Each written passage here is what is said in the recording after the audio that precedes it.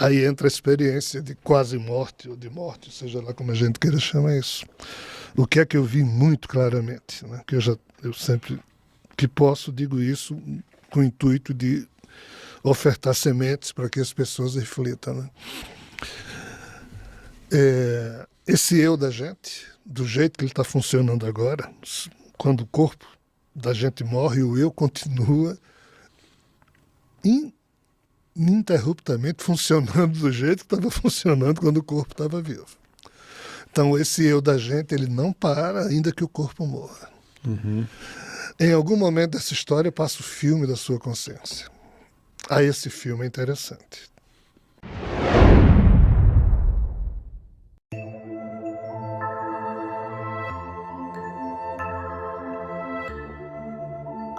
O que as EQMs, as experiências de quase morte, ou morte depois ressuscitou ali por alguns segundos, o que elas te ensinaram? Boa pergunta. Olha, muita coisa. Antes da experiência de quase morte... Foi no infarto? Foi. No primeiro infarto, o corpo morreu 2 vezes. Foi ressuscitado na base do choque. Mas aqui implica algo que eu agradeço a pergunta, porque é uma oportunidade de fazer disso algo útil. Uhum. Antes do infarto, muito antes, eu estava lendo o livro dos mortos tibetanos, chamado Bardo Thodol, e os tibetanos eles têm uma arte de morrer bem chamada Poa, ou Poa. Que arte é essa? Os tibetanos acreditam que o último pensamento que um ser humano tem define o modo como ele entra na espiritualidade na hora em que o corpo morre. Uhum. E para isso os tibetanos inventaram um mantra, ou dizem que cada ser humano tem que criar o seu próprio mantra e repetir esse mantra tantas vezes ao longo do dia que não é possível que na hora em que o corpo vai morrer você não tenha um segundo antes para repetir o seu mantra, ou você já não tenha repetido o seu mantra 2 minutos. A vida inteira. Aí eu digo, bem, se serve para os tibetanos, haverá de servir para um brasileiro. Lógico. E eu digo, eu vou criar meu mantra, já que eu não tenho muita religião, não sou religioso, apesar de eu ter tido toda uma formação católica, e tenho muito carinho por ela. E eu criei o meu mantra. Pai, a ti me entrego com alegria, amor, confiança e gratidão. É um mantra bem simples, rápido, que eu posso dizer várias vezes por dia, e de fato eu fiquei dizendo isso, e dizendo com dignidade, ou seja, eu dizia aquilo com seriedade. Eis que vem o infarto. E quando eu fui operado de urgência no hospital, né, tudo que me restava fazer era ficar lá na mesa e repetindo meu mantra, respirando fundo e os médicos trabalhando.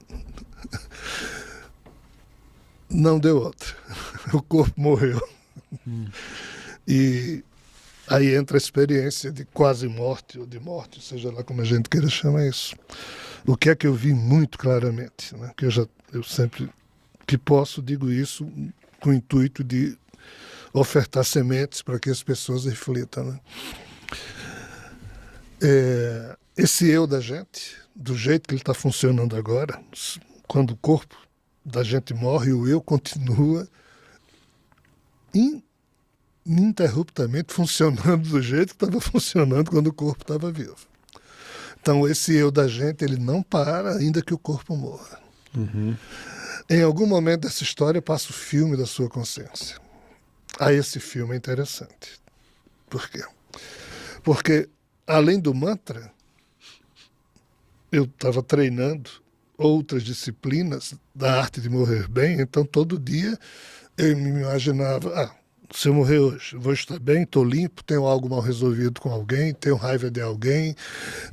Ou seja, eu via que eu estava limpo, pronto para morrer, para viver. Então, assim, quando esse filme da consciência passou, eu não me prendi a nenhum problema, porque não tinha problema, eu já estava pacificado. Os meus afetos profundos, esposa, filhos, né? Você sente todo o amor por eles, mas o feitiço de pertencer àquele lugar onde eu já estava era tão forte que eu não queria voltar. Não queria, mesmo sentindo todo o amor pelos afetos, tudo, mas aquela coisa enfeitiça, tipo, é meu lugar, é aqui. Aí, infelizmente, alguém lá olhou para mim e disse... Não é na hora, não. Então, assim, 2 vezes isso aconteceu. Uhum. Qual é o detalhe aqui? O eu da gente, em estando limpo, e parece que o meu estava, isso quer dizer o quê? Eu erro pra cacete todo dia. Não é essa a questão. Mas a questão é você errar e não se sujar. Você se suja quando o seu erro tem afetação, tem má intenção, tem maldade, tem perversão, tem zona de conforto, tem egoísmo. Mas quando os seus erros fazem parte da sua condição humana e você está tratando de se melhorar, e você mesmo é seu advogado de defesa, de ataque, juiz. Então, assim, o que é que eu notei? Mesmo errando muito, eu estava limpo. O meu eu estava limpo. Mas não pude ficar. Tanto é que até hoje eu nunca agradeci a ninguém o fato de eu ter voltado, porque eu seria hipócrita, porque realmente eu queria ficar. Foi a melhor sensação que eu já senti na existência. Minha vida é um grande barato, mesmo com essas contrariedades, mas nada disso, eu repouso em mim mesmo, então faço yoga profunda, sou alguém autorrealizado, não preciso de coisa alguma, está tudo em paz. Então, não, eu sou infeliz por causa de Javé. Não, Javé me causa contrariedade de invasão na minha vida. Isso eu deixo o corpo somatizar até para ver se foi embora mesmo. Eu não tenho nada contra a morte, ao contrário. Acho uma das páginas mais belas da vida, diante dos fatos que nós vivemos, já que a vida é cheia de problemas, dores, então a morte tem que existir e eu me abraço com ela com todo respeito e carinho. Mas assim, as minhas experiências de EQM me reforçaram mais ainda a importância de que nós próprios é que devemos conduzir o nosso eu no campo de alguma disciplina que a gente crie ou copie de alguém. Os nossos irmãos orientais já nos ensinaram isso há milênios, diversos modos de praticar yoga, diversos modos de meditar. Qualquer um desses faz um bem maravilhoso a gente. Então, na hora que você apropria um desses métodos, vivencia e tenta levar uma vida digna, na hora da morte do corpo físico, o Senhor não precisa fazer nada, porque ele naturalmente é movido pelo espírito que lhe anima. Não tem problema.